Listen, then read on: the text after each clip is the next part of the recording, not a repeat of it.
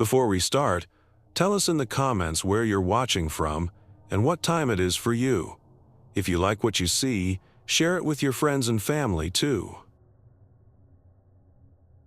Taking the job at Ravens Point Lighthouse seemed like a good idea at first. The pay was great, and I'd always loved the ocean. Plus, living alone didn't bother me. After Sarah passed away last year, being by myself felt normal. The locals in the fishing village gave me odd looks when I told them where I was headed. Old Mrs. Peterson at the general store even grabbed my arm as I was buying supplies.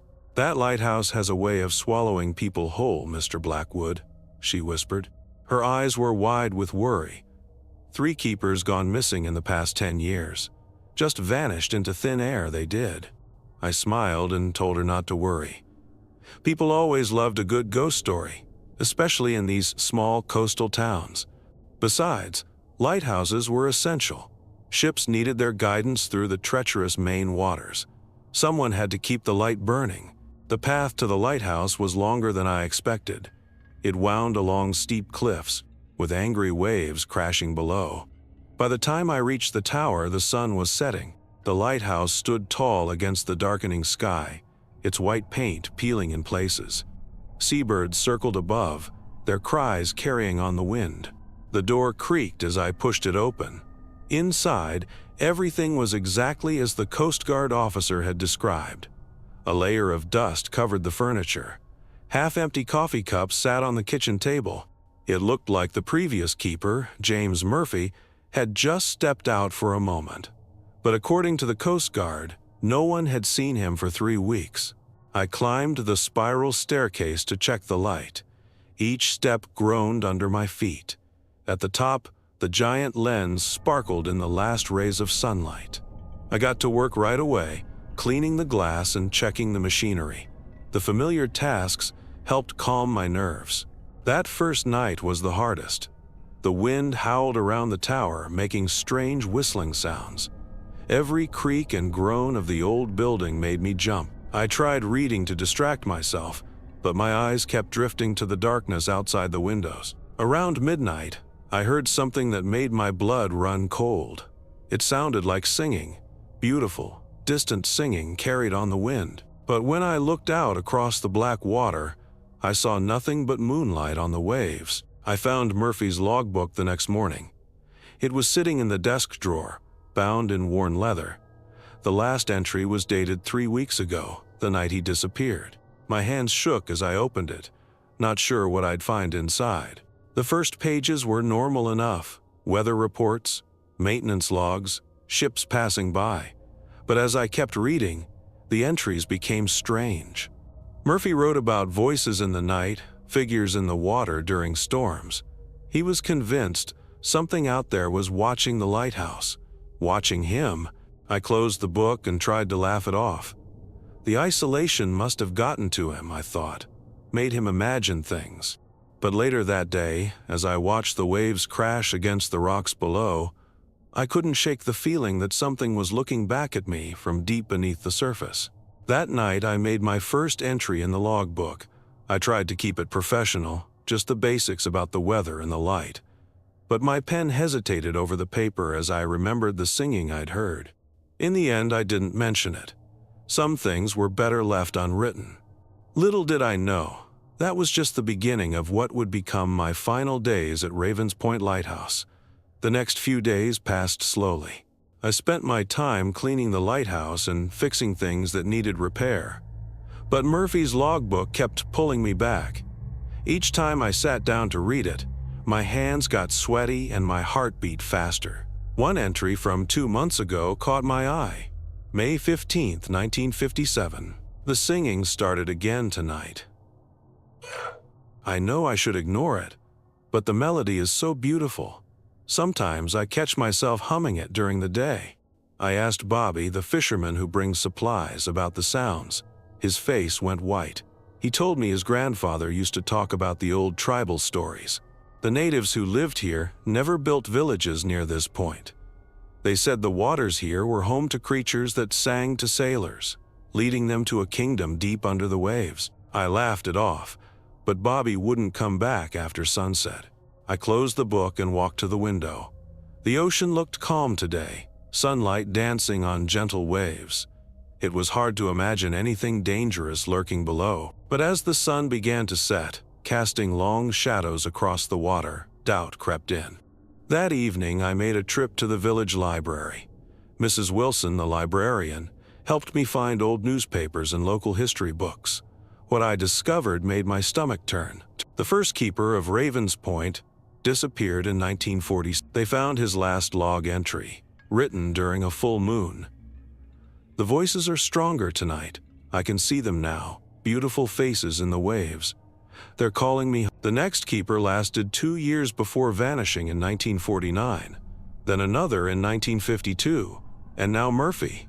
All during full moons, all without a trace. Walking back to the lighthouse, I counted the days until the next full moon. 2 weeks. Just 2 weeks away. That night, the singing returned. It floated through my window, soft and sweet. I put my pillow over my head, but the melody crept into my dream. I saw faces in the water, pale and lovely, reaching out with slender hands. The next morning, while checking the light, I noticed something strange. Scratched into the metal railing were weird symbols. They looked old, maybe tribal marking. I made a rough copy in the logbook, thinking they might mean something. Later that day, Bobby brought my weekly supplies. His small boat rocked in the waves as I helped unload boxes. "Mr. Blackwood," he said quietly, not meeting my eyes. "My grandfather used to say there are things in these waters older than time itself. Things that get lonely and want company. That's why they sing." He paused, glancing at the darkening sky. "The full moon's coming. Maybe you should take a break, head inland for a few days." I thanked him for his concern, but said I couldn't leave my post. The light had to stay burning. Ships depended on it. As Bobby's boat disappeared around the point, I saw something that made me freeze. A pale face watching from the waves, long dark hair floating around it. But when I blinked, it was gone. Just the water catching the light, I told myself. It had to be. That night, I added to Murphy's log. June 1st, 1957. The singing grows stronger each night. Today I saw something in the water, or maybe I didn't. The isolation must be getting. But those tribal symbols up in the tower, they seem to glow in the moonlight. And the voices, they're starting to sound familiar now, like old friends calling me to join. The full moon is coming. I should be scared, but instead I feel curious. What secrets do these waters hold? What kingdom lies beneath the wave? No, I need to stay focused, keep the light burning, keep the ship safe. That's my job. But sometimes, late at night, I catch myself walking to the window, drawn by that haunting melody. And for a moment, just a moment, I understand why the others might have answered that call. As the full moon grew closer, strange things began happening more often. The scratches on the tower railing spread, forming patterns that seemed to move in the moonlight. Each morning, I found seaweed and shells on the doorstep, even though the door was always locked at night. Bobby stopped coming with supplies. He sent his teenage son instead, who would barely step off the boat. "Dad says the water's getting dangerous," the boy told me, dropping the boxes on the dock. "Says, the creatures are getting restless." I spent more time reading Murphy's later entries. His handwriting got messier, more frantic with each page. The singing follows me everywhere now. Even with my radio playing loud, I can hear them call. Last night I saw them clearly. Beautiful women with skin like moonlight and hair that moves like seaweed in the current. They dance in the waves during storms, reaching up toward the lighthouse with webbed fingers. They know my name. They whisper it on the wind. "James, James, come join us." Sometimes I think I see faces I know among them, other keepers who vanished before. They look happy. I knew I should leave, pack my things and run. But something kept me here, the same thing that kept the others, I guess. The mystery of it all pulled at me like the time. 1 week before the full moon, a big storm hit. Rain pounded against the windows, and lightning lit up the sky. As I checked the light, making sure it stayed bright for any ships caught in the storm, I saw dozens of pale faces in the waves, their bodies glowing beneath the water. They moved with the grace of dancers, twirling their songs rose above the thunder, more beautiful than any music I'd ever heard. I wrote in the logbook with shaking hand. June 8, 1957. I can't deny what I'm seeing anymore. They're real. The creatures from the tribal legends are real. Tonight they danced in the storm, their songs full of promises about a wonderful place deep under the wave. I saw Murphy among them. He looked young again, like in the photo on his Coast Guard ID. He smiled and waved at me, calling my name. "The kingdom is beautiful, Thomas," he said. "No more loneliness, no more pain." Part of me wanted to run down the stairs and dive into those dark waters, but I forced myself to stay in the tower. I have a duty here. The light must keep burning. But their songs, they remind me of Sarah now. Sometimes I think I hear her voice among them, though I know that's impossible. My dear Sarah, taken by cancer last year. The creatures promise they can take away that pain, fill the empty spaces in my heart. The next few days blurred together. I barely slept. Every time I closed my eyes, I dreamed of an underwater palace made of coral and pearl, where happy souls danced in eternal moonlight. No sadness, no death, just endless joy. I tried calling the Coast Guard on my radio, but static drowned out everything. The same static filled the TV and my little portable radio. Only the singing came through clear. 3 days before the full moon, I made one last trip to the village. The streets were empty. Everyone had locked themselves inside. Even the general store was closed. Through windows, I saw people peeking out, quickly drawing their curtains when they saw me. At the library, I found Mrs. Wilson organizing books. Her hands trembled when I asked about the tribal legends. "They say the creatures weren't always like this," she whispered. "They were once regular people who fell in love with the sea. But the ocean changed them. Now they're lonely. They want others to join them." She grabbed my arm. "Please, Mr. Blackwood, don't answer when they call, no matter how sweet their promises sound." But walking back to the lighthouse, I couldn't shake the memory of those glowing faces in the waves.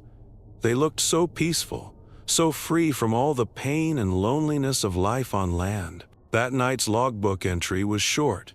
June 12, 1957. The full moon comes in 3 days. Their songs grow stronger.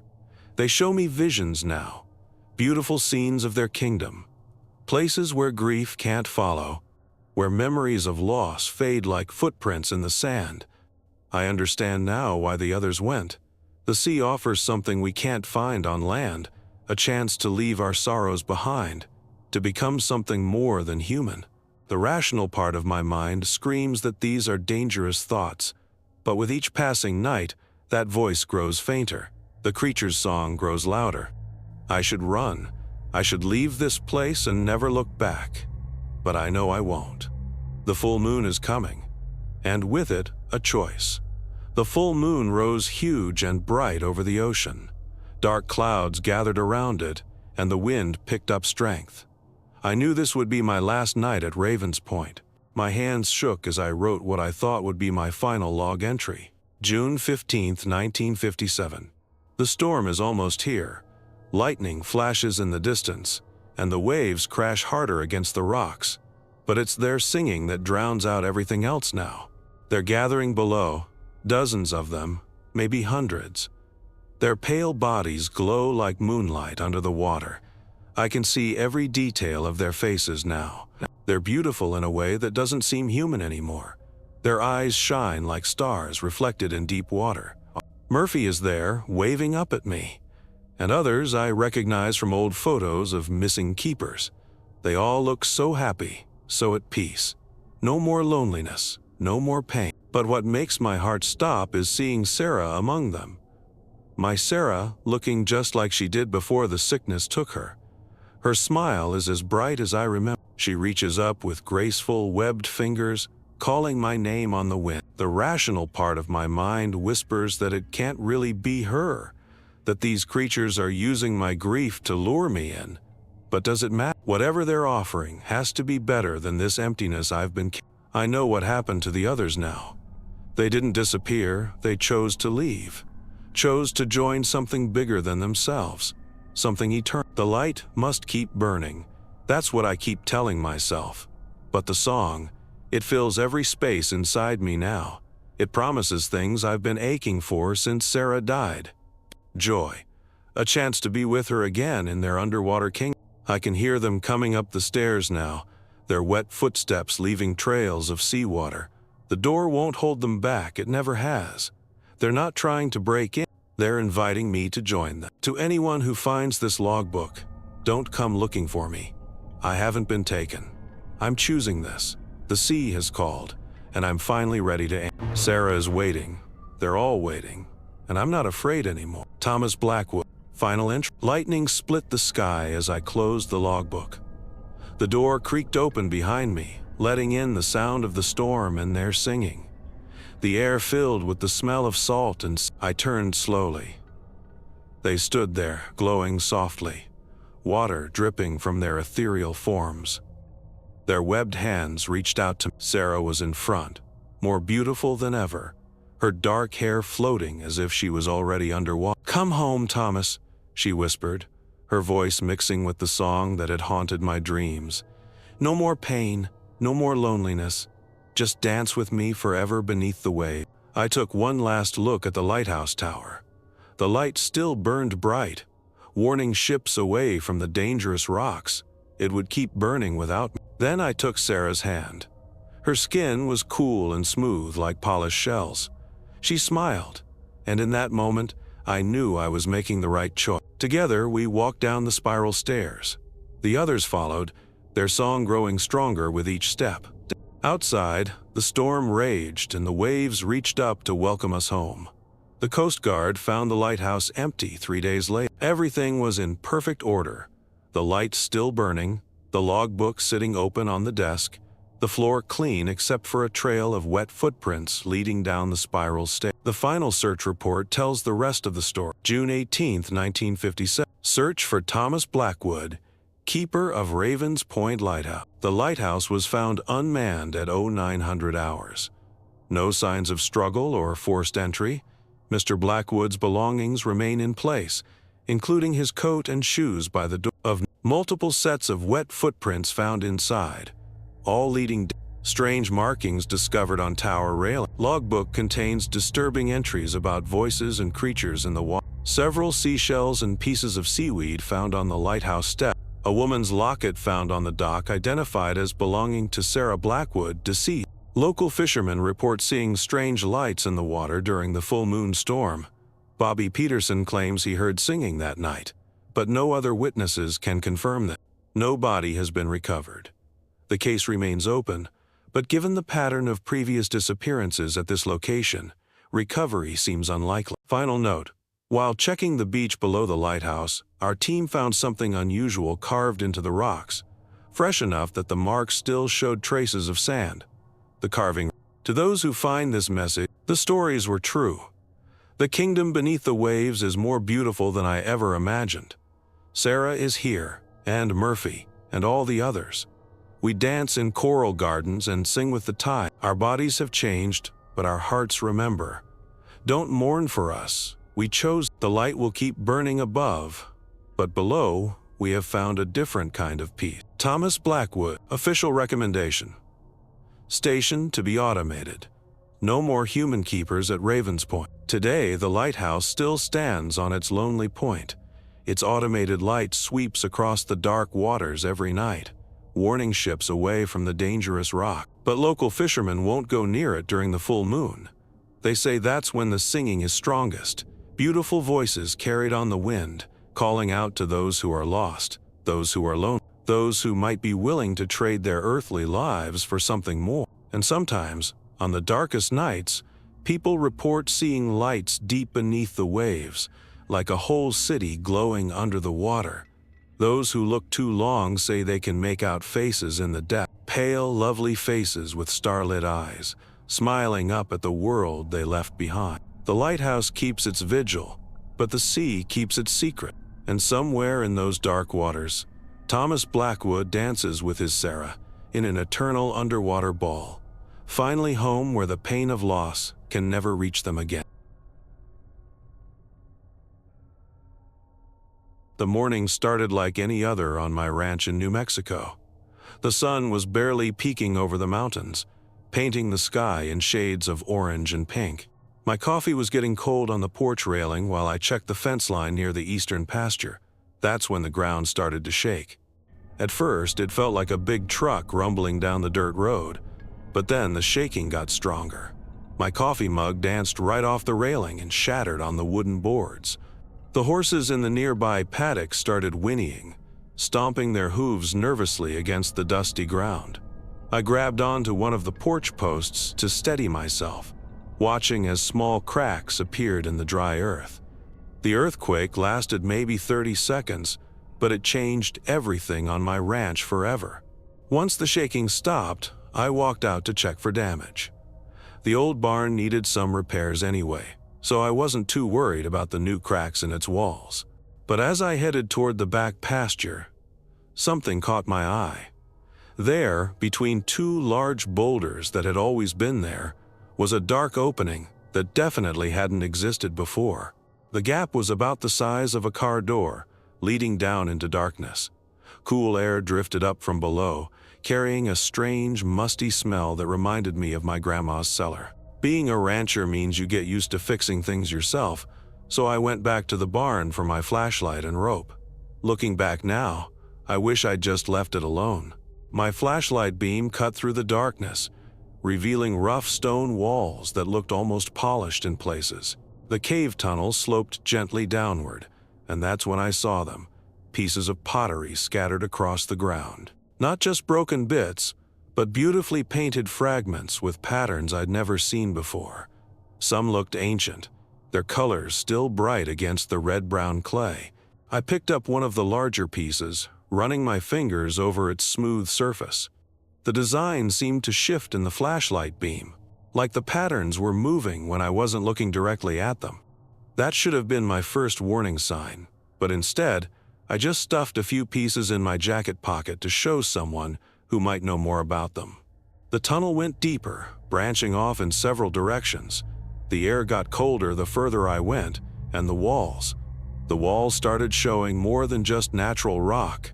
There were carvings, lots of them, stretching into the darkness. They showed figures that didn't quite look human, and symbols that made my eyes hurt if I stared at them too long. That's when my flashlight caught something that made me stop in my tracks. On the cave floor, partially buried in loose dirt, was what looked like a complete pot, its surface covered in those same strange symbols.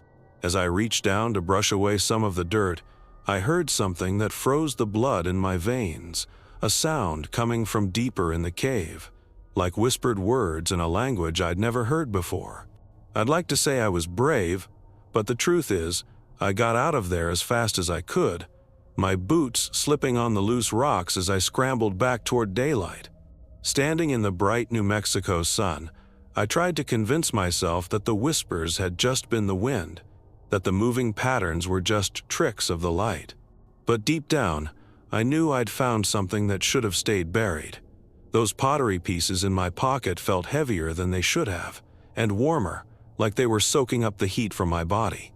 Little did I know, this was just the beginning of what would become the strangest and scariest time of my life on Henderson Ranch. The next morning, I drove into town to show the pottery pieces to someone who might know about them. The local museum was closed, but Sarah at the diner told me I should talk to Joe Running Bear, an elder who lived just outside town. She said he knew all about the old stories and artifacts from this area. I found Joe's house easily enough, a small adobe building with turquoise window frames and wind chimes that tinkled softly in the breeze. He was sitting on his front porch, almost like he was expecting me. His weathered face crinkled with concern when I showed him the pottery pieces. "Where did you find these?" he asked, holding one piece carefully, like it might break if he breathed too hard. When I told him about the cave, his whole body went still. He set the pottery down between us like it was suddenly too hot to hold. "Mr. Henderson," he said, looking straight into my eyes, "you need to seal up that cave. Right now, today." I laughed a little, trying to lighten the mood. "Come on, there might be more artifacts down there." This could be important for some things, he cut me off, are buried for a reason. He leaned forward in his chair. Our people have stories about that part of the land, old stories, bad ones. Those symbols you found? They're warnings, not decorations. They tell about creatures that lived here long before humans. Creatures that can wear any shape they want, like putting on a new coat. I wanted to dismiss it as superstition, but something in his voice made the hair on my neck stand up. He told me more about the legends, about how his ancestors had trapped these beings underground centuries ago, sealing them away with special ceremonies and marking. But ceremonies can be broken, he said. Seals can crack, like in an earthquake. I drove home thinking about his words, trying to convince myself it was just an old man's story. But when I got back to the ranch, things felt different. The air seemed heavier somehow, and quieter. Even the birds weren't singing like usual. That evening, my foreman Miguel came to the house looking worried. One of our best cows was missing. We searched until dark, but couldn't find it anywhere. The next morning, we found it in the back pasture. The vet said she'd never seen anything like it. The cow looked like it had been completely drained of blood, but there wasn't a mark on it. The workers started talking in whispers. Some said they saw shadows moving when nothing was there to cast. Others swore they heard voices calling their names after sunset. Voices that sounded like people they knew but couldn't be. Miguel's son was the first to quit. He'd been working late in the barn when he saw something that made him run all the way home. He wouldn't say exactly what it was, just that it looked like his brother at first, except his brother had died 2 years ago. More workers followed. They'd work during the day, but nobody would stay past sunset anymore. I tried to tell myself there were logical explanations for everything. The cow probably died from some disease. The voices were just the wind. The shadows were tricks of light. Then one morning, I found strange symbols carved into my barn door. They looked just like the ones from the cave, but they were fresh, the wood still pale where it had been. The marks were too high up for a person to reach without a ladder, and they seemed to have been carved from the inside of the barn. But the door had been locked all night. That's when I started keeping my rifle closer at hand, though deep down I wondered if bullets would do any good against what was coming for. Joe's warning kept playing in my mind. Some things are buried for a reason, and I had just helped them dig their way out. Things got worse fast. In just 1 week, we lost 5 more cats. Each time it was the same thing. No blood left inside them, but not a single cut or scratch on their bodies. The vet stopped coming out to look. She said there was nothing she could do, and honestly, I think the ranch was starting to scare her too. The symbols kept appearing everywhere. I'd wake up to find them carved into trees, scratched onto the sides of my truck, even drawn in the dirt of the drive. Miguel, my last remaining worker, helped me photograph them all. We tried matching them to the ones I'd seen in the cave, but these were different somehow. When I showed them to Joe Running Bear, his face went pale. They're not warnings anymore, he said quietly. They're messages. They're telling us they're free. One night, I couldn't sleep and was sitting on my porch with a cup of coffee and my rifle across my lap. That's when I saw it, someone walking across the pasture toward my house. At first, I thought it was Miguel, but as it got closer, I realized it was walking all wrong. Its steps were too long, its arms didn't swing right, like someone trying to copy how humans walk, but not quite getting it right. I called out, "Stop right there!" My voice shook more than I wanted it to. The figure stopped. Then its head turned, not just to look at me, but all the way around, like an owl. That's when I saw its face. It looked like my father's face, exactly how I remembered him from when I was a kid. But my father had passed away 20 years ago. I fired a warning shot into the air. The thing wearing my father's face smiled, but the smile went too wide, spreading almost to its ears. Then it just melted. Not like ice melting, but like dark paint running down a wall. The puddle it left behind seeped into the ground, leaving the grass black and dead. The next morning, Miguel came running to my house. His hands were shaking as he showed me his phone. He'd been checking the security cameras we'd set up around the ranch, and one of them had caught something. The video showed the barn at night, and there were shapes moving in and out of the walls, not through the doors, but straight through the solid wall. They looked like people at first, but they kept changing, stretching and twisting in ways that made my stomach turn. "I can't stay," Miguel said.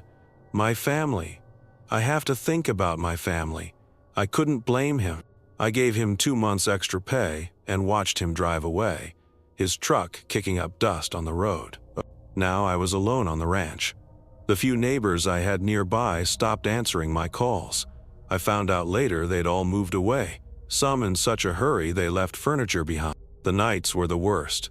Things would knock on my windows, calling out in voices I knew, my mother, my father, old friends. Sometimes they'd beg me to let them in, saying they were cold or scared.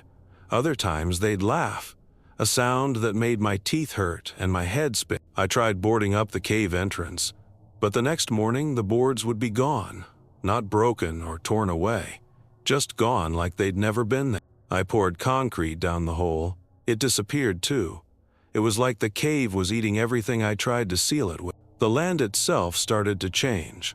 The grass turned red in patches like rust spreading across metal. The water in the cattle troughs would turn black overnight, and the air started to smell like old copper and something else, something that reminded me of the cave. One evening, I found all my horses standing in a perfect circle in their pasture, all facing inward, completely. When I got closer, I saw what they were looking at. A perfect circle of those symbols had been carved into the ground, the dirt around them stained deep. That's when I knew I couldn't handle this alone anymore. I needed help, even if nobody would believe me. But as I went inside to make some calls, I heard something that made me freeze, the sound of footsteps in my house, coming from every room at once. I grabbed my rifle and flashlight, even though I knew deep down they wouldn't help much. The footsteps kept moving through my house, like 10 people walking around at once.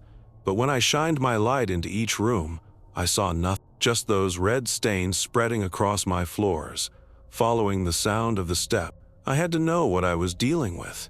Maybe if I understood them better, I could fight them. I drove into town that night, straight to Joe's house. The wind chimes were silent now, even though the wind was blowing hard. Joe opened his door before I could. "I've been waiting," he said. "Come see what I found." Inside, his kitchen table was covered with old books and papers. Some looked ancient, their pages yellow and crumbling. He pointed to one book with a worn leather. "These beings," he said, "they're older than our oldest stories. They lived here long before people. They don't have real bodies like we do. They're like shadows that can think. They can look like anything they want, copy anyone they've seen. But they need life to stay in our world. That's why they take blood." He showed me pictures in the books, drawings that matched the symbols I'd found. Some showed creatures that looked like black smoke with too many eyes. Others showed them wearing people's faces, but always with something wrong. Smiles too wide, eyes in the wrong places. "But why are they still here?" I asked. "Why don't they just leave?" Joe's face got even more serious. "Because they can't.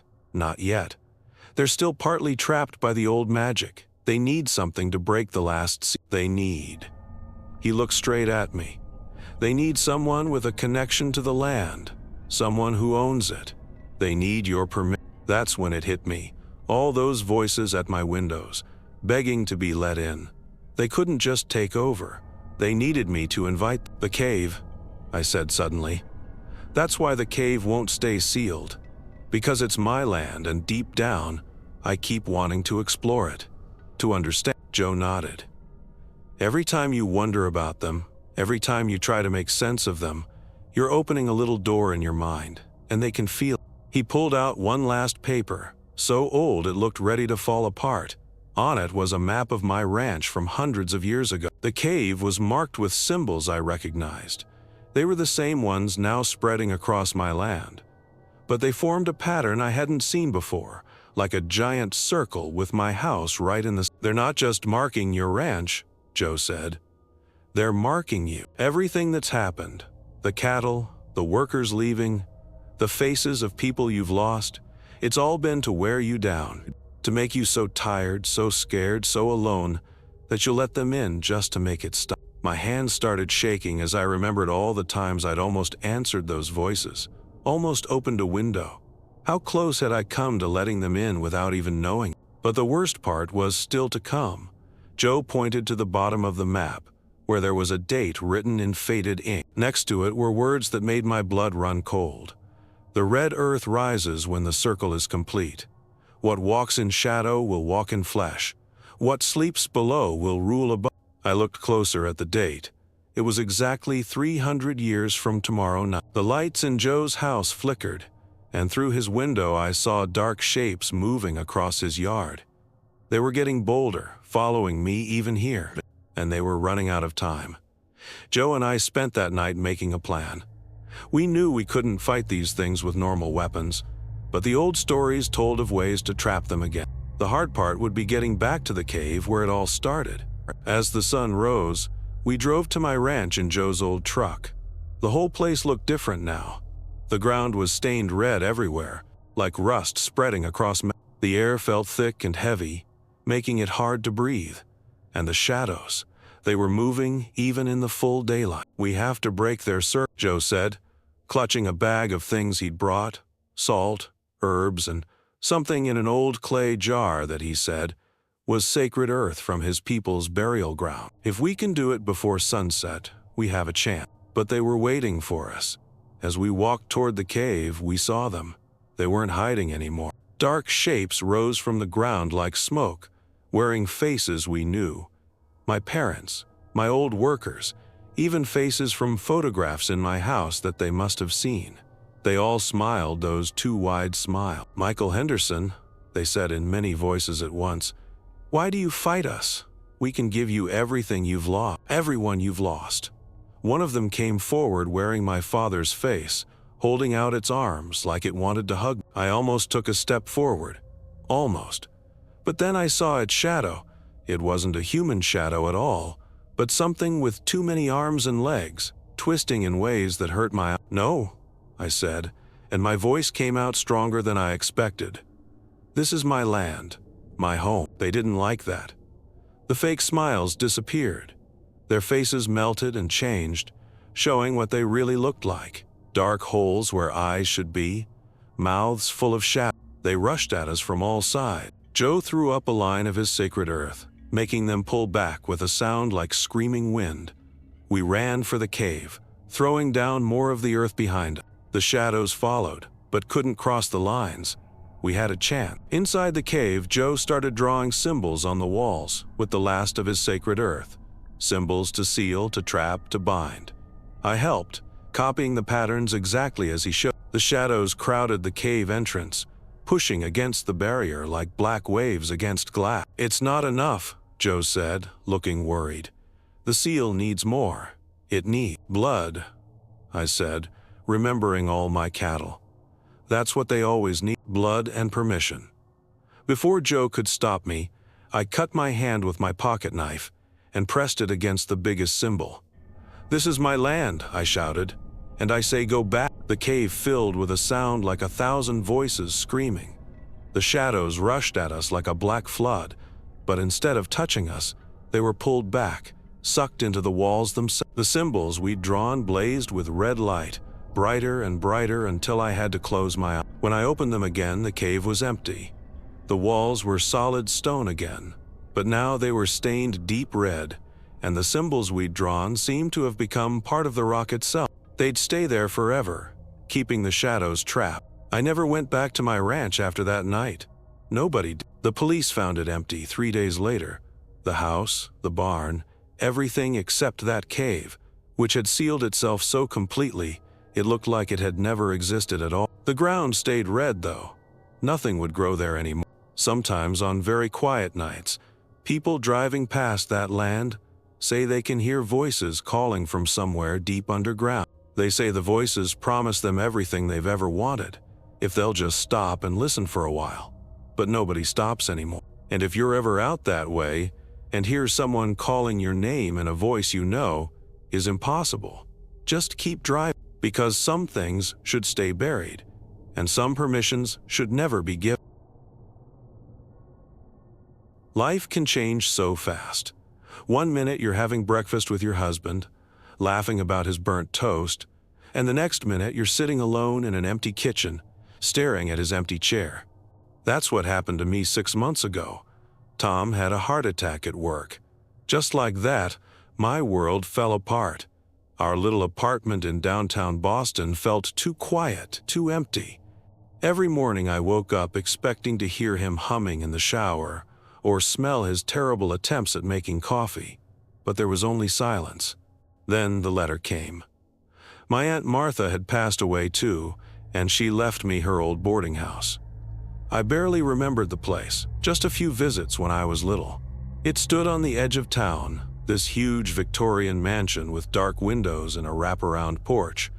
Back then, it gave me the creeps, but now it felt like a chance to start over. The lawyer said Aunt Martha had run it as a boarding house for 30 years. She never married, never had kids. The house was her whole life. It's a good investment, he told me. Regular income from the tenants. Plus, keeping busy might help with the grief.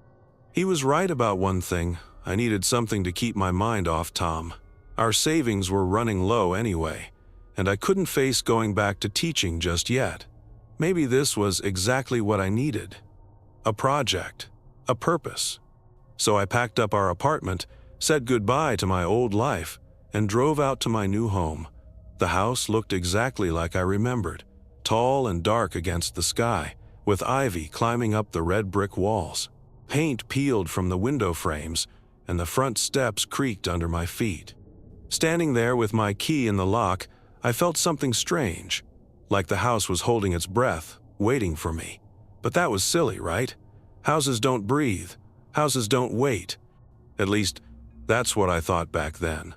The first thing I noticed when I stepped inside was the smell, old wood and dust, mixed with something else I couldn't quite place, like the way the air feels before a storm. My footsteps echoed on the wooden floor as I walked through the front hall, past a huge staircase that curved up to the second floor. There were already 5 tenants living in the house. Mrs. Chen on the first floor, a quiet older lady who kept to herself. The Williams family on the second floor, Mom, Dad, and their 8-year-old daughter Sarah. And up on the third floor, 2 college students, Mike and Jenny, who shared the big corner room. That first day seemed normal enough. I spent hours cleaning my aunt's old room on the first floor, which would be mine now. But as the sun started to set, things began to feel different. I was hanging up my clothes when I heard children laughing. It came from somewhere upstairs, high, happy giggles that made me smile at first. Then I remembered Sarah Williams was at school, and she was the only child in the house. When I went to check, the upstairs hallway was empty. The laughter had stopped, but the air felt colder somehow. Mrs. Chen was coming up from the basement with her laundry when I came back down. "Did you hear that?" I asked her. "The laughing?" She gave me an odd look. "Oh, you'll get used to the sounds," she said. "This house, it has its own voice." That night I couldn't sleep. The house made strange noises, not the usual creaks and groans of an old building, but something else, like whispers just too quiet to understand. And my room felt wrong somehow. When I closed my eyes, I could have sworn the furniture had moved slightly, like everything had shifted an inch to the left. In the morning, I told myself I was being silly. Old houses make noise. Shadows play tricks on your eyes when you're tired. But then Mr. Williams stopped me in the hall. "Miss Marshall," he said, looking worried, "have you noticed anything strange about the mirrors?" I hadn't, but something in his voice made my skin crawl. "What do you mean?" He shook his head. "Never mind. It's probably nothing. Just maybe keep an eye on them." I spent that afternoon going through Aunt Martha's papers in her office. Bills, tenant records, maintenance logs. But something wasn't right. I kept finding gaps in the records, periods where tenants had suddenly moved out without notice. And in the margins of some pages, my aunt had written strange notes. "Room 3B. Again. Must find another. They always see it too late. The house hungers." I told myself there had to be a normal explanation. But that evening, as I walked past the big mirror in the front hall, I saw something move in its reflection. Not my own shadow, but something darker, something waiting. I turned around fast, but the hallway was empty. Just the usual creaks and whispers of my old boarding house. My new home. When I went to bed that night, I made sure to cover the mirror in my room with a sheet, just in case. But as I drifted off to sleep, I could have sworn I heard children laughing again. And this time, they were laughing at me. A week passed, and things got worse. It started with Mrs. Chen. I found her staring at her bathroom mirror one morning, her face white as paper.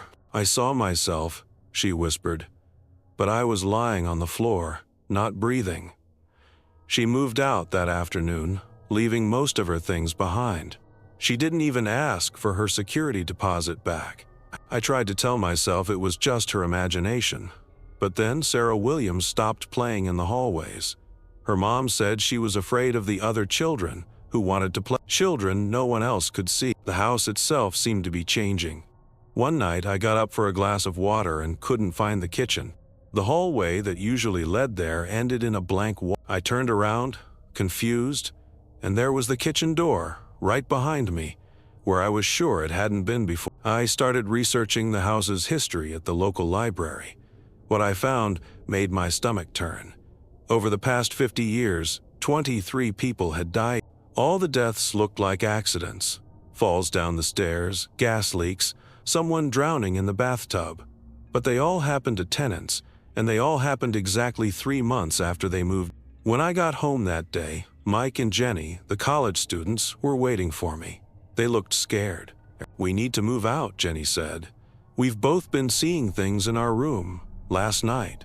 She stopped, shaking. Mike finished for her. "Last night we both had the same dream. We saw ourselves falling from the third-floor window. It felt so real. I wanted to tell them they were being silly, but I couldn't, because that morning I'd seen something in my own mirror too. My reflection had turned to look at me, even though I was standing still. It smiled, but not with my face. It was my aunt's. That's when I remembered something from when I was little. The last time I visited Aunt Martha, she'd been crying. "The house," she'd said, "it needs them." I didn't understand what she meant back then. Now I was starting to. That night, I heard footsteps in the hall outside my room. When I opened the door, the hallway stretched out longer than it should have, much longer. At the far end, I saw a group of people walking slowly away. They looked like shadows, but somehow I knew they were all the tenants who had died here. They turned one by one and looked at me. Their eyes were dark and hungry. Behind me, I heard my aunt's voice whisper, "The house must." I slammed the door shut and sat with my back against it until morning. But I could still hear them out there, walking the halls that shouldn't exist, waiting, just like the house was waiting, just like I was running out of time. I spent the next day in Aunt Martha's study, searching for answers. The house felt different now, like it knew I was looking for its secret. The air got colder whenever I opened a drawer or checked a shelf. But I kept searching. Finally, behind an old painting, I found a hidden panel in the wall. Inside was a small leather book, Aunt Martha's private diary. My hands shook as I opened it. The first entry was from 1955, the year she bought the house. "Something is wrong here. The house is hungry. It feeds on sadness, on loss. That's why it called to me after Robert died. It knew I was grieving, but my grief isn't enough and it wants more." I kept reading. Each page got worse. Aunt Martha wrote about how the house chose its victims, always people who were already hurting, already broken by life, just like I was after losing Tom, just like Mrs. Chen, who'd lost her husband last year, just like the Williams family, who'd moved here after losing their home to a fire. The house drew us in because we were sad. It fed on our pain. But that was just the start. "The house needs death to survive," Aunt Martha wrote. "One tenant every 3 months. If I don't choose someone, it takes whoever it wants. I try to pick the ones who are suffering most. I tell myself I'm helping them, but the guilt is eating me alive. I closed the diary, feeling sick. Upstairs, I heard Sarah Williams singing a nursery rhyme.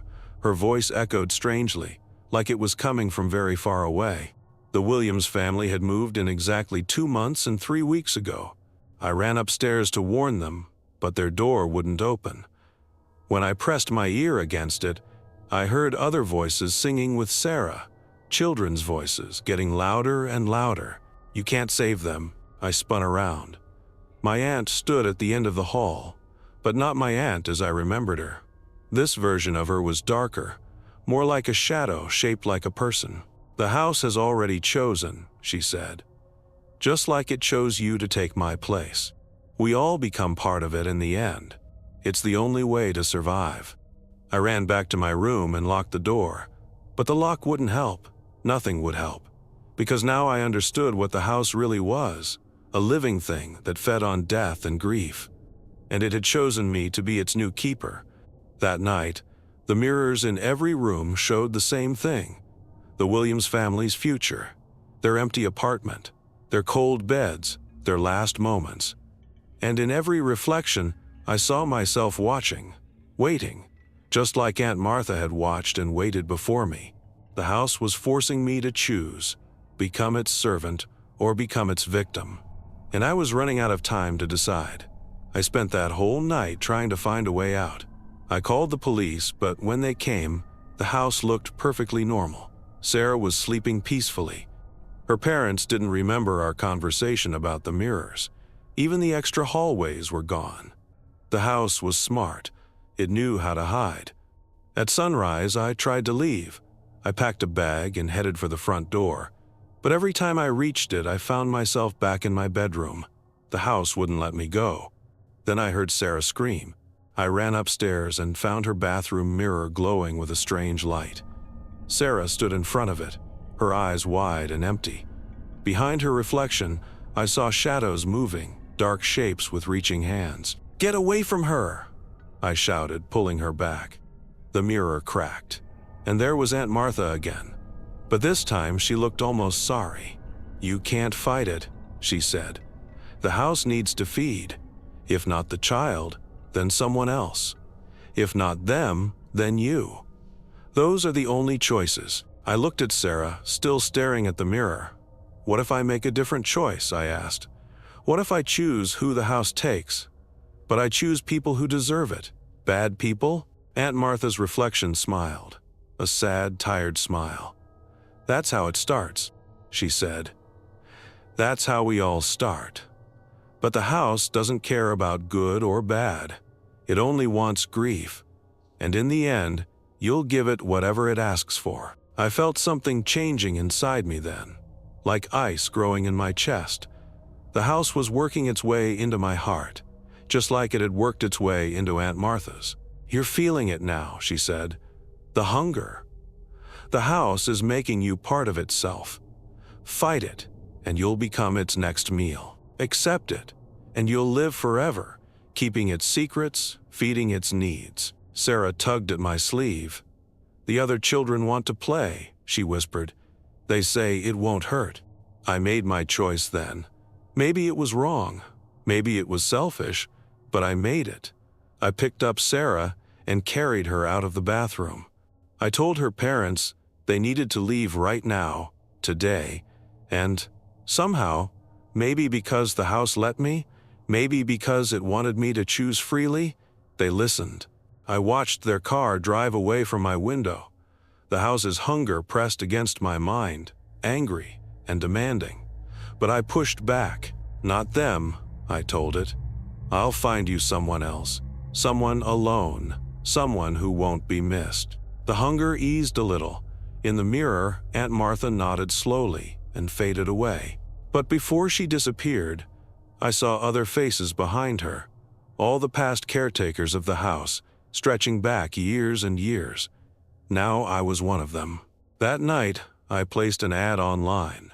Room for rent, perfect for someone starting over.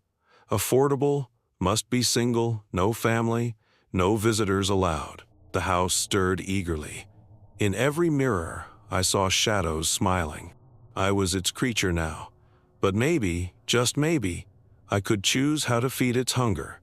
6 months later, the new tenant arrived on a rainy Tuesday. He was perfect, a middle-aged man who'd lost his job and his family. So much grief, so much pain, just what the house likes. He stood in the front hall, water dripping from his coat. "It's such a beautiful old place," he said, looking around. "And the price is so reasonable." I smiled Aunt Martha's smile. "The house chooses its tenants carefully," I told him. "I think you'll fit right in. He'll be in room 3B. They always start in room 3B. That's where the mirrors show the clearest visions, where the children's laughter sounds the loudest. Most tenants don't last 3 days in that room before begging to move to another. But by then, it's too late.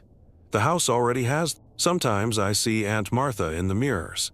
She doesn't look sad anymore. She's part of the house now, just like I am, just like all the caretakers before us. We watch the tenants together, knowing what's coming, unable to stop it even if we wanted to. The hunger is always there, in the back of my mind. But it's not scary anymore. It's comforting, like an old friend. The house takes care of me, and I take. Every month I put up the same ad. Room for rent. Perfect for someone starting over. They always come, the sad ones, the lonely ones, the ones running from their past. They think they're finding a new home. Really, they're coming home to me, to us, to the house that feeds on grief. And as I show the new tenant to his room, I catch my reflection in the hall mirror. I'm smiling, but it's not my smile anymore. It hasn't been for a long time. "Welcome to my boarding house. We've been waiting for you." I ran to the wall, feeling along it with my freezing hands. The ghosts were closing in. The temperature dropped so low that my breath came out in clouds of ice. My fingers found a crack in the wall. I pulled hard, and a panel moved. Behind it was a dark tunnel. "He's running!" Harris's voice boomed. "Just like that coward Mitchell. Remember what we did to him?" I dove into the tunnel just as my flashlight died completely. In the darkness, I heard the ghosts moving behind me, their chains dragging along the ground. But I wasn't running to escape anymore. The tunnel led deeper into the old wing, toward the execution chamber. And somehow, I knew that's exactly where they wanted me to go. Because that's where it had all happened. That's where innocent men had died while guards like Harris watched and smiled. That's where the truth was buried. And now, in the pitch-black tunnel with angry spirits at my back, I realized something terrible. I wasn't just discovering their story. I was becoming part of it. The maintenance tunnel was narrow and cold. I crawled forward in total darkness, my knees scraping against the rough concrete. The angry voices faded behind me. But now I heard something else, crying. Soft, quiet sobs coming from somewhere ahead. My fingers touched something papery on the tunnel floor. Even though I couldn't see it, I knew it was another prison document. Somehow, these papers were everywhere I went, like they wanted to be found. After what felt like forever, I saw a faint light. The tunnel opened into a small room that I guess was once a guard station. A single emergency light still worked here, giving off a weak yellow glow. On the desk was an old leather logbook, and as soon as I saw it, the crying got louder. The book fell open by itself to a page dated June 15, 1964. The handwriting was messy, like someone had written it in a hurry. "Mitchell keeps saying he's innocent. Says his neighbor Jenkins is the real killer. Harris beat him again today for spreading lies. But I checked Mitchell's story. Jenkins left town right after the murder. Why didn't anyone look into that? Officer David Wilson. The next entry was from a week later. They're executing Mitchell tomorrow.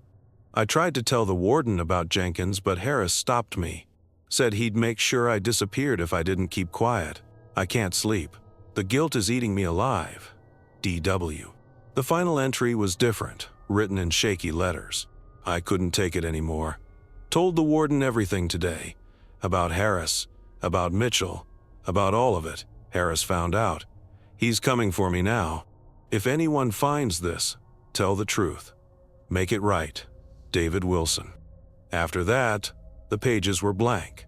A new voice spoke behind me, different from the angry ones before. "You found my book." I turned around slowly. In the dim light stood the ghost of a guard. He looked young and scared. His name tag read Wilson. "I tried to stop them," Wilson's ghost said, "but I wasn't brave enough. Not until it was too late." The room got colder. Ice started forming on the walls. "Harris is coming," Wilson warned. "He always comes. But you can finish what I started.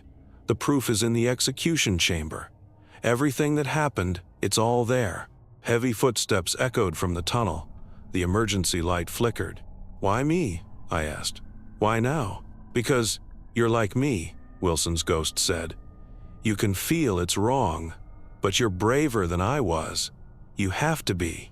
The footsteps got closer. Harris's voice boomed. "Wilson, you rat, are you telling tales again?" Wilson's ghost started to fade. "The execution chamber, Turner. Hurry. Show them what Harris did. Show them the truth." Then he was gone, leaving me alone as Harris's heavy steps came closer and closer. I didn't wait. There was a door at the far end of the room, a door that would lead to the execution chamber. As I reached for the handle, my hand trembled. I knew that once I opened that door, there would be no turning back. But Wilson was right. Someone had to tell the truth. Even if it might be the last thing I ever did. The execution chamber door creaked open. The room behind it was large and round, with a metal chair bolted to the floor in the center. Old leather straps hung from the chair's arms, cracked and stiff with age. My breath came out in white clouds. It was so cold that frost covered the walls. Behind me, Harris's footsteps stopped. "You shouldn't have come here, Turner," his voice growled. "Some secrets need to stay buried." I spun around. Harris's ghost filled the doorway, more solid-looking than before. In the dim light, I could see dark stains on his uniform that hadn't been there earlier. "Mitchell was innocent," I said, trying to keep my voice steady. "Wilson tried to tell the truth, and you killed him for it." Harris laughed, a horrible, empty sound. "Wilson was weak, just like Mitchell, just like you." Suddenly, the chair in the center of the room started to rattle. The temperature dropped even more, and ice spread across the floor like spiderwebs. More ghosts appeared, the prisoners I'd seen before. But now I could see their faces clearly. Thomas Mitchell was there, young and scared. Next to him stood Wilson, still in his guard uniform. Others filled the room, their angry eyes fixed on Harris. "It wasn't just Mitchell," Wilson's ghost said. "Show him, everyone. Show him what he did." The ghosts moved as one, pulling up their sleeves, lifting their shirts. Each one had bruises, cuts, broken bones, all the marks of Harris's lessons. "They deserved it," Harris snarled, but his ghost took a step back. "They were animals." "No," I said, finally understanding. "You were the animal. And now everyone will know." I reached into my pocket and pulled out all the papers I'd found, the proof of everything Harris had done. But as I held them up, something strange happened. The papers began to glow with a cold blue light. Harris's ghost let out a scream of rage. The walls shook, and that's when I realized this wasn't just about finding the truth. It was about justice. The glowing papers floated out of my hands, spreading through the air like falling snow. Each one lit up with the same blue light as it touched the ground, forming a circle around Harris's ghost. "What are you doing?" Harris backed away, but he couldn't leave the circle. "Stop this." The ghost prisoners moved closer. Mitchell stepped forward first. "You killed me for a crime I didn't do," he said. Wilson joined him. "You silenced me when I tried to speak up." One by one, the other ghosts shared their stories. With each voice, the blue light grew brighter, and Harris's ghost seemed to get weaker. "No." Harris tried to run, but chains appeared from nowhere, wrapping around his legs. The same kind of chains he had used on prisoners. The temperature dropped so low that my skin burned. Ice crept up the walls, across the floor, over the execution chair. Harris's screams echoed through the chamber as the chains pulled him toward the chair. "Please," he begged. "Turner, help me." But there was nothing I could do. This was their justice, not mine. The ghost prisoners surrounded Harris as he was forced into the chair. The straps moved by themselves, binding him tight. "Now you'll know how it feels," Mitchell said. The blue light flashed so bright, I had to close my eyes. Harris let out one final scream. Then everything went black. They found my body the next morning, frozen solid in the execution chamber. The morning shift guard said my face looked terrified, like I'd seen something awful in my final moments. But they found something else too. Scattered around me were dozens of old papers, perfectly preserved. Prison records, guard logs, and Wilson's book. All the proof of what Harris had done. The warden couldn't ignore it this time. The story made headlines across Minnesota. They investigated every execution from Harris's time and found 5 innocent men who'd been wrongly put to death. The old wing is still closed, but for a different reason now. They turned it into a memorial for Harris's victims. People say it's still cold in there, but not like before. It's a gentle kind of cold now, peaceful. As for Harris's ghost, no one's seen him since that night. But sometimes, on quiet evenings, you can hear chains rattling in the execution chamber, a reminder that justice finds a way, even if it takes time. And me? Well, that's the story you're reading now. I ran to the wall, feeling along it with my freezing hands. The ghosts were closing in. The temperature dropped so low that my breath came out in clouds of ice. My fingers found a crack in the wall. I pulled hard, and a panel moved. Behind it was a dark tunnel. "He's running," Harris's voice boomed. "Just like that coward Mitchell. Remember what we did to him?" I dove into the tunnel just as my flashlight died completely. In the darkness, I heard the ghosts moving behind me, their chains dragging along the ground. But I wasn't running to escape anymore. The tunnel led deeper into the old wing, toward the execution chamber. And somehow, I knew that's exactly where they wanted me to go. Because that's where it had all happened. That's where innocent men had died while guards like Harris watched and smiled. That's where the truth was buried. And now, in the pitch-black tunnel with angry spirits at my back, I realized something terrible. I wasn't just discovering their story. I was becoming part of it. The maintenance tunnel was narrow and cold. I crawled forward in total darkness, my knees scraping against the rough concrete. The angry voices faded behind me. But now I heard something else, crying. Soft, quiet sobs coming from somewhere ahead. My fingers touched something papery on the tunnel floor. Even though I couldn't see it, I knew it was another prison document. Somehow, these papers were everywhere I went, like they wanted to be found. After what felt like forever, I saw a faint light. The tunnel opened into a small room that I guess was once a guard station. A single emergency light still worked here, giving off a weak yellow glow.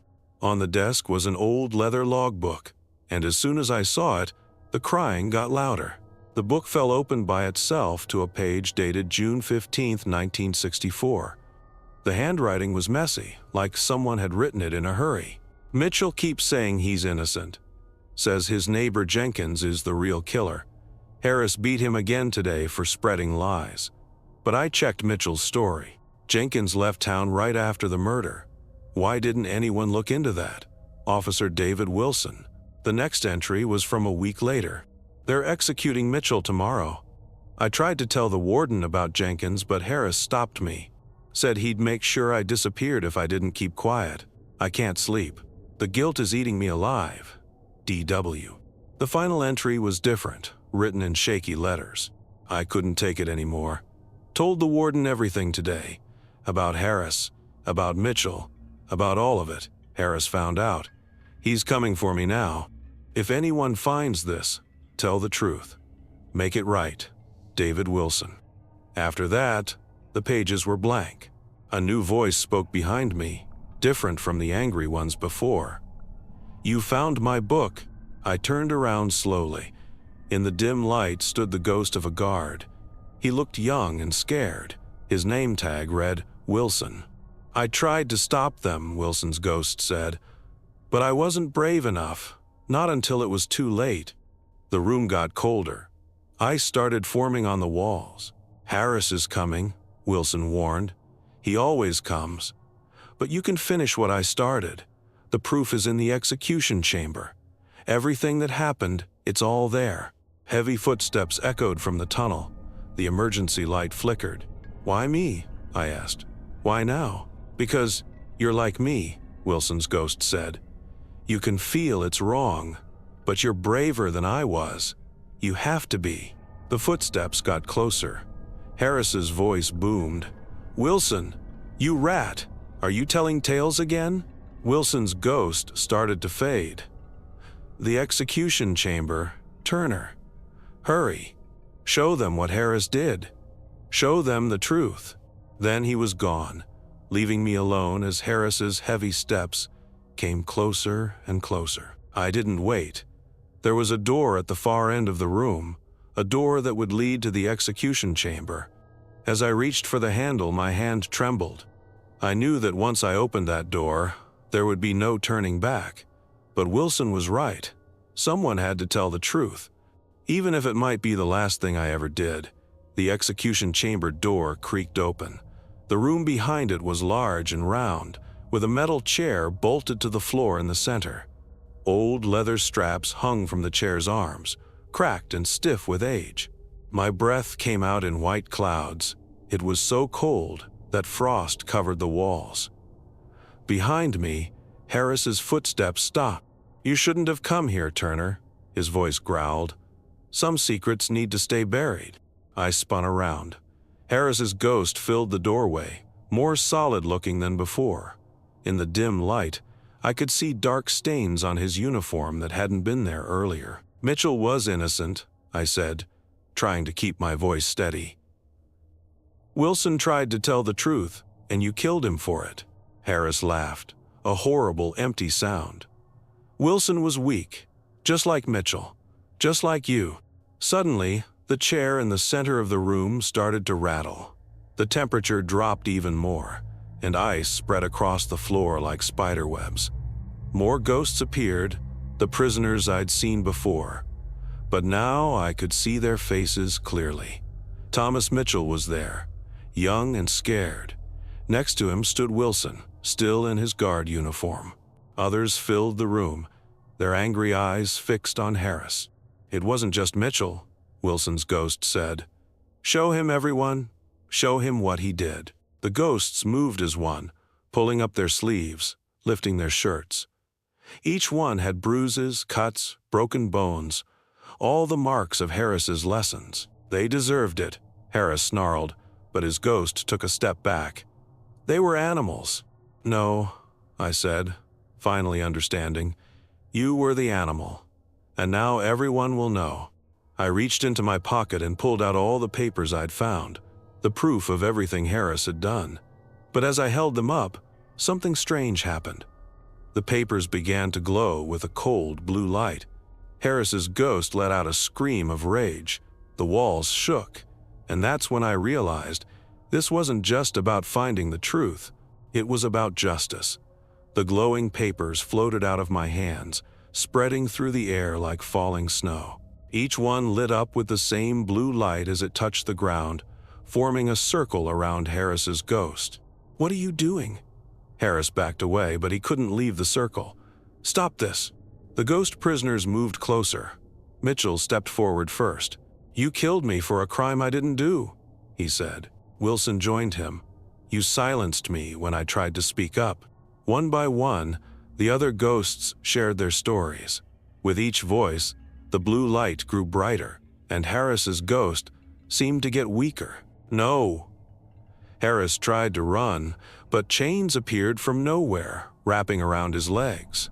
The same kind of chains he had used on prisoners. The temperature dropped so low that my skin burned. Ice crept up the walls, across the floor, over the execution chair. Harris's screams echoed through the chamber as the chains pulled him toward the chair. "Please," he begged. "Turner, help me." But there was nothing I could do. This was their justice, not mine. The ghost prisoners surrounded Harris as he was forced into the chair. The straps moved by themselves, binding him tight. "Now you'll know how it feels," Mitchell said. The blue light flashed so bright, I had to close my eyes. Harris let out one final scream. Then everything went black. They found my body the next morning, frozen solid in the execution chamber. The morning shift guard said my face looked terrified, like I'd seen something awful in my final moments. But they found something else too. Scattered around me were dozens of old papers, perfectly preserved. Prison records, guard logs, and Wilson's book. All the proof of what Harris had done. The warden couldn't ignore it this time. The story made headlines across Minnesota. They investigated every execution from Harris's time and found 5 innocent men who'd been wrongly put to death. The old wing is still closed, but for a different reason now. They turned it into a memorial for Harris's victims. People say it's still cold in there, but not like before. It's a gentle kind of cold now, peaceful. As for Harris's ghost, no one's seen him since that night. But sometimes, on quiet evenings, you can hear chains rattling in the execution chamber, a reminder that justice finds a way, even if it takes time. And me? Well, that's the story you're reading now. The red autumn leaves crunched under my shoes as I walked up the long driveway to Wilson Plantation. A chilly breeze made me pull my coat tighter around my shoulders. My father's letter sat heavy in my pocket, the last thing he ever sent me before his heart gave out 3 weeks ago. Standing before the iron gates, memories flooded back. 10 years had passed since I'd last visited, back when I was just 23 and eager to escape to the big city. Now here I was, Margaret Wilson, returning to settle my father's estate whether I wanted to or not. Mrs. Baker, our old housekeeper, waited for me at the front door. Her hair had gone completely white, but she still stood straight as a rod in her neat black dress. Her eyes were red from crying. "Miss Margaret," she said softly, "we've been expecting you." The foyer smelled exactly like it always had, a mix of lemon polish and old wood. Everything looked frozen in time. The curved staircase with its dark banister, the faded oriental rugs, even the ancient grandfather clock still ticking away in the corner. Only the layer of dust on everything showed that time had actually passed. "Your room is ready upstairs," Mrs. Baker said. "Would you like some tea first?" My throat felt dry.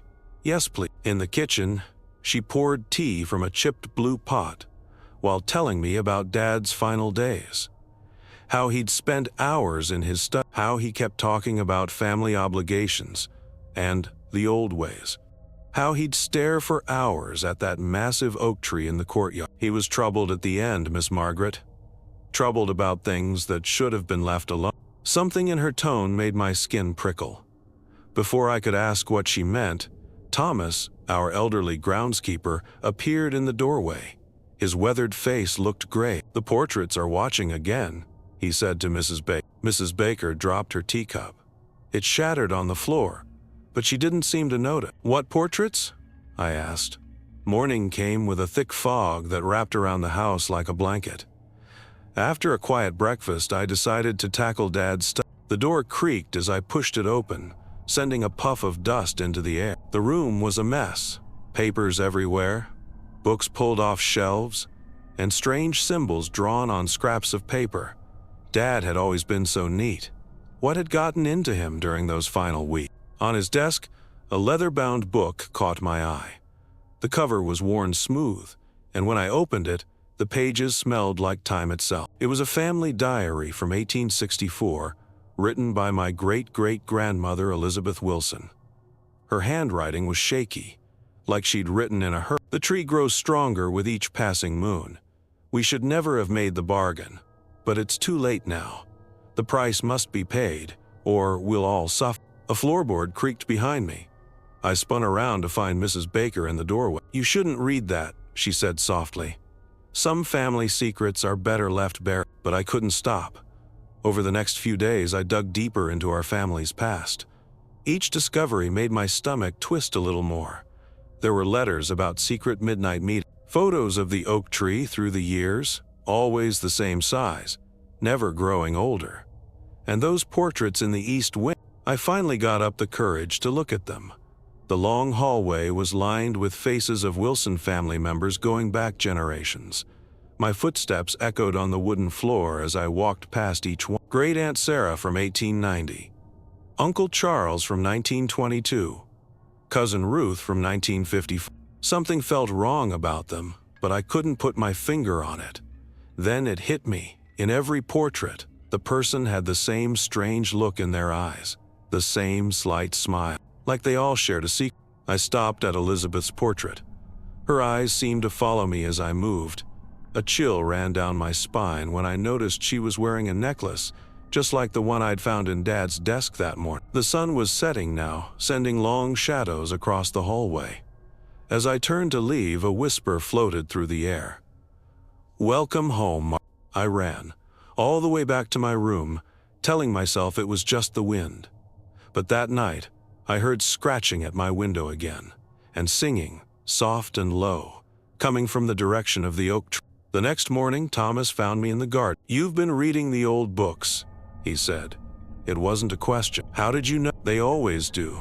Every Wilson who comes back, it calls to your blood." He pointed at the oak tree. "Full moon's coming in 3 days.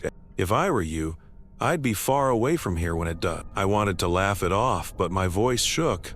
"Why? What happens during the full moon?" He just shook his head and walked away. Later, I saw him and Mrs. Baker whispering together, glancing up at the portraits. When they saw me watching, they quickly separated. That afternoon, I found more diaries hidden behind a loose brick in the library fireplace. They spoke of an ancient ritual, a deal made by my ancestors during the Civil War to save the family fortune, something about eternal life, and a price that had to be paid in blood. I told myself it was all nonsense, ghost stories and family legends, but that night, I woke to the sound of footsteps in the hall, slow, dragging steps that stopped right outside my door. The handle started to turn. I squeezed my eyes shut and pulled the covers over my head like a little kid. When I finally looked again, dawn was breaking, but there were muddy footprints on my floor that hadn't been there the night before. And on my bedside table sat Elizabeth's necklace, the one I'd left, locked in Dad's desk drawer. The old grandfather clock downstairs chimed 7 times. With each ring, the portraits in the east wing seemed to whisper, "2 more days until the full moon, Margaret. 2 more days until you learn the truth." I wanted to pack my bags and run, but something kept me there. Maybe it was curiosity, maybe it was duty, or maybe it was something darker, something in my blood that had been waiting generations for this moment. All I knew was that the moon was getting fuller, the whispers were getting louder, and time was running out. That evening, I locked myself in the library with all the family records I could find. The more I read, the harder my heart pounded.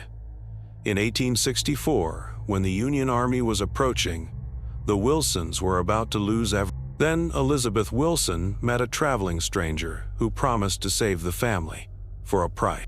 A knock at the library door made me jump. Mrs. Baker stood there with a tray of coffee. "You look pale, Miss Margaret," she said. "Perhaps you should—" "Mrs. Baker, what do you know about the stranger who visited Elizabeth Wilson?" The coffee cup rattled in her hands. "Some things are best forgotten. Please, I need to understand." She sank into an armchair, suddenly looking very old. The story goes that he wasn't a man at all, but something else. Something that lived in that oak tree long before the house was built. Elizabeth made a deal with it. The family would never lose their wealth or power, and in return, a loud crash from upstairs cut her off. We both ran to look. In the east wing, Elizabeth's portrait had fallen. No, not fallen. It looked like someone had moved it. It now hung crooked, pointing toward the window that overlooked the oak tree. That's when I noticed something odd about the tree. All the other trees had lost their leaves in the autumn chill, but the oak was covered in thick, dark leaves. And were the things hanging from its branches? "Just shadows," Mrs. Baker said quickly. "Come away from the window, Miss Margaret." But later that night, I snuck downstairs with a flashlight. The moon was nearly full, casting enough light to see by. As I got closer to the tree, my flashlight beam caught something that made my blood freeze. The things hanging from the branches weren't leaves or shadows. They were family photographs. Hundreds of them, swaying in the breeze. Some looked ancient, others more recent, and right in the center hung a fresh one, of my father. My hands shook as I reached for it. Just before my fingers touched the photo, a voice behind me whispered, "The tree is hung." I spun around. Thomas stood there in his nightclothes, looking hard. "Every full moon since 1864, he said. One Wilson must feed the tree, must join the others. Your father tried to break the cycle. That's why." He stopped talking and stared over my shoulder. The branches were moving, even though there wasn't any wind. They seemed to be reaching for me. I ran back to the house. In my room, I found more muddy footprints, leading to my closet. With trembling hands, I opened the door. Inside, all my clothes had been replaced with old-fashioned dresses, the kind worn in the portrait, and pinned to each one was a note in my father's handwriting. "I'm sorry, Margaret. I tried to protect you, but the tree always claims what it's owed." Sleep was impossible after that. I spent the night going through more family records. The pattern was clear now.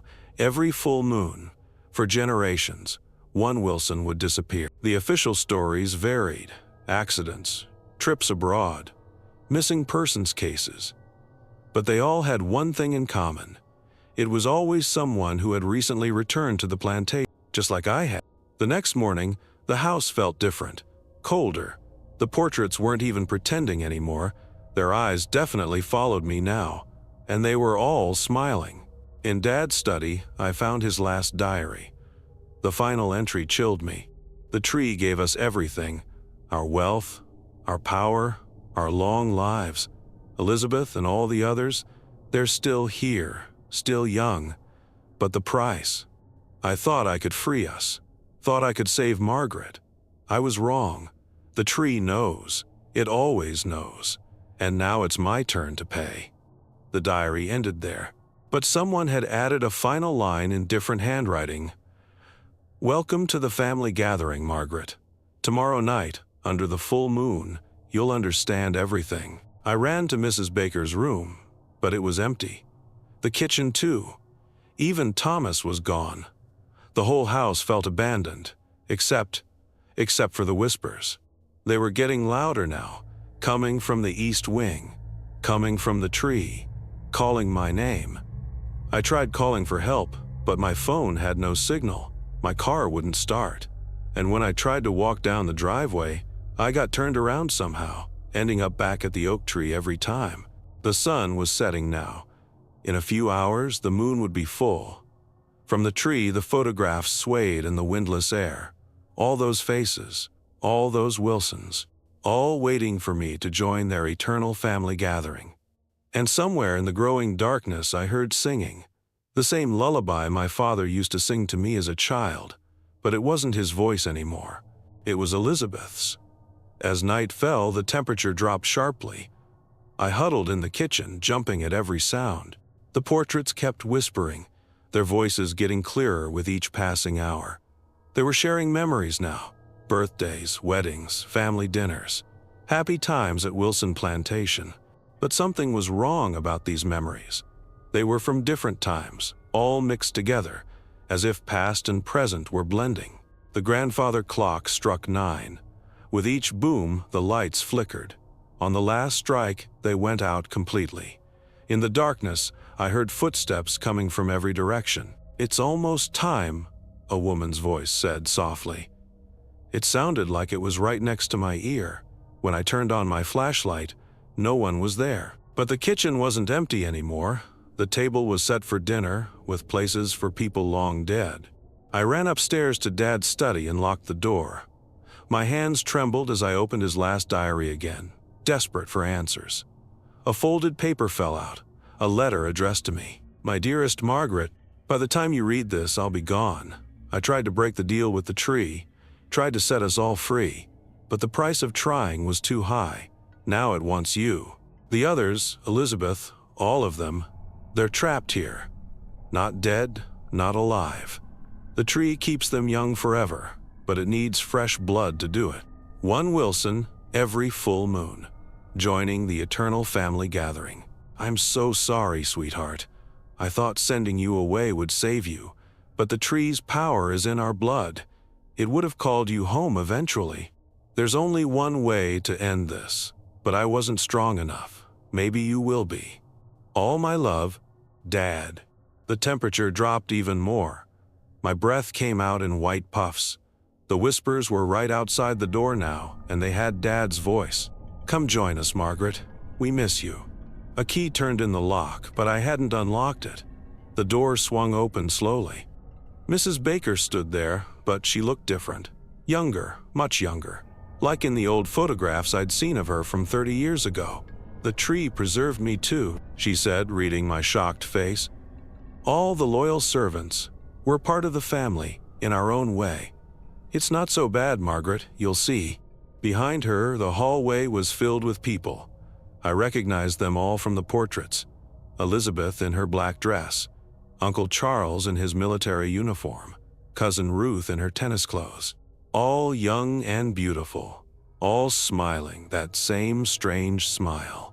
No, I whispered, backing away. This isn't real. It's more real than anything, Elizabeth said, stepping forward. This is what family means, being together, forever. Through the study window, I could see the oak tree. Its branches were moving like arms, reaching toward the house. The full moon was rising behind it, huge and bright. Look, Thomas said, pointing. The photographs hanging from the branches were glowing softly, and there was a new one there, of me, taken just today, though I didn't remember anyone taking my picture. The ancestors moved closer, their feet not quite touching the ground. They were all talking now, telling me how wonderful it would be, how we'd have endless family dinners, endless conversations, endless life. Dad's voice rose above the others. I'm sorry, Margaret. I tried to stop it, but now I pressed myself against the wall. The window was my only escape, but the tree's branches were already curling through it. The moon climbed higher, and with each inch, the ancestors got more solid, more real. Elizabeth held out her hand. She was wearing that necklace again. It's time for the gathering, dear. Time to take your place in the family tree. The branches reached for me. The ancestors reached for me. And somewhere in the back of my mind, I heard Dad's last words from his letter. There's only one way to end this. But what did he mean? What was I supposed to do? The moon reached its peak. The tree's shadow fell across me like a net. And I realized I had to make a choice. Right now, before I became just another portrait in the East Wing, just another photograph hanging from a branch, just another Wilson trapped in an endless family gathering. The ancestors formed a circle around me. Their faces glowed in the moonlight, beautiful and terrible at the same time. The tree's branches had come all the way into the study now, wrapping around the furniture like wooden fingers. There's something they're not telling you, Dad's voice whispered in my ear. Look at the tree. Really look. Through the window, I could see the oak tree clearer than ever. In the bright moonlight, I noticed something I'd missed before. Near the bottom, carved into the trunk, was a strange symbol, the same one Dad had drawn over and over in his notes. Suddenly, I understood. The tree hadn't given us power. We'd given it power. Every Wilson who joined the gathering had made it stronger, fed it more life, more blood.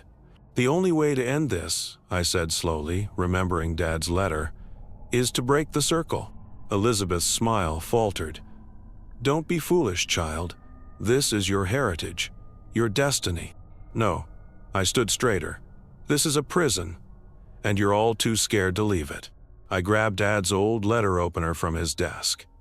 The silver blade gleamed in the moonlight. What are you doing?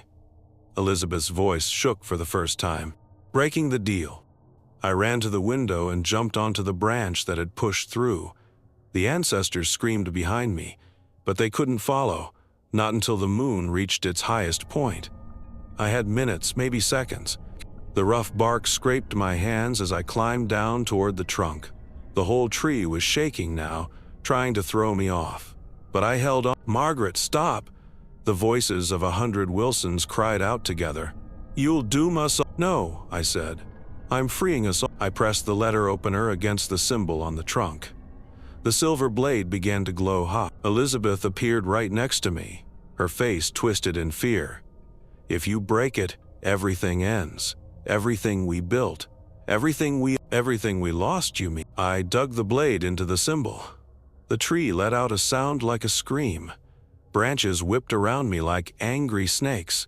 The ancestors wept, but I kept cutting, deeper and deeper. The symbol began to burn. Dark sap, or was it blood, poured from the cut. The moon reached it. The ancestors lunged for me. The blade struck home, and everything changed. A blinding white light exploded from the tree. I heard 1,000 voices cry out at once, not in anger anymore, but in relief. The branches stopped moving, the sap stopped flowing, and one by one, the photographs began to fall. Through the light, I saw them all, every Wilson who had ever been trapped. But they were different now. The strange smile was gone from their faces. They looked peaceful, finally free. Elizabeth was the last to fade. "Thank you," she whispered, and for the first time, her smile was. Then the light faded, and I was alone. The oak tree stood bare and lifeless, just a normal tree now. All the photographs lay scattered on the ground, turning to dust as the wind caught. I limped back into the house. The portraits in the east wing were different too. No more watching eyes, no more secret smiles. Just old family paintings, nothing more. Mrs. Baker and Thomas found me in the kitchen at dawn. They looked their real age again, but they were smiling. "It's over," Thomas said simply. "The curse is broken." Mrs. Baker made tea in the chipped blue pot, just like always. But this time, the house felt lighter, warmer. We sat together and watched the sunrise through the window. The oak tree cast a normal shadow now, just a tree, nothing more, nothing less. Later, I found Dad's diary had one last entry, written in fresh ink. "You did it, Margaret. You were stronger than all of us. The Wilsons are free now, free to live, free to die, free to be human again. I still live at Wilson Plantation, but it's different now. The whispers are gone. The portraits are just portraits. And at night, when the full moon rises, the only sound is the wind in the trees. Sometimes, on quiet evenings, I think I can feel them. All the Wilsons who came before. Not trapped anymore, just watching over us. A real family at last, at peace with both life and death. And the oak tree? It's starting to grow new leaves, normal leaves, spring green and full of natural life. Just as it should be. They shared a look I couldn't read. "The family portraits in the east wing," Thomas said finally. Sometimes they take an interest in things." I laughed, but neither of them smiled back. Through the kitchen window, I could see that massive oak tree Dad had been so obsessed with. Its branches looked like gnarled fingers against the darkening sky. "There's paperwork waiting in your father's study, Mrs. Baker said quickly, changing the subject. "Legal things about the inheritance, but maybe wait until morning to look at them. Some things are better dealt with in daylight." Later, lying in my childhood bed, I kept thinking about their strange behavior, about Dad's weird final letters, about that warning to wait until daylight. The wind picked up outside, making branches scrape against my window. Except, when I looked out, there weren't any branches near my window at all. Sleep didn't come easily that night. Every creak of the old house made me jump. Every shadow seemed deeper than it should be. And once, just before midnight, I could have sworn I heard voices coming from the east wing, whispering words I couldn't quite make out. I told myself it was just nerves, just my imagination playing tricks. But deep down, some part of me knew this was only the beginning. Something was stirring in Wilson Plantation. Something that had been waiting a very long time for me to come home.